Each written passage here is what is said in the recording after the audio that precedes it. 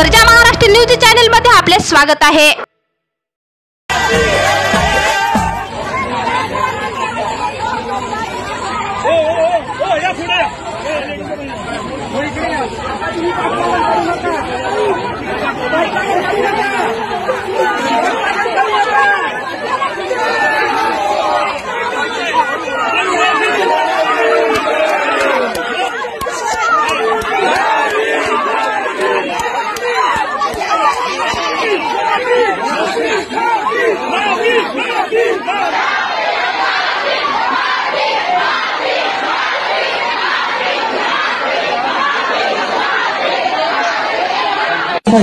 एक मिनिट, आमच्या महिलांचं असं म्हणणं आहे की तुम्ही डीसीपींना वगैरे सगळ्यांना बोलवून त्यांचं म्हणणं आमच्यापर्यंत पोहोचवता, तर त्या व्यक्तीला तुम्ही इथपर्यंत का आणत नाही?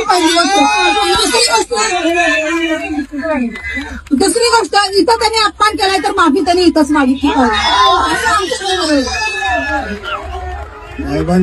सर, माफी फक्त पाहिजे। त्यांचं म्हणणं आहे आता त्या ड्युटीवर होतं तर ते आता पण ड्युटीवरती असणार आहे आणि त्यांची माफी आम्हाला पण ओढून धरायचं नाहीये सर, फक्त त्यांची माफी पाहिजे। तिच्या केसाला धक्का लागला तर आम्ही जबाबदार आहोत।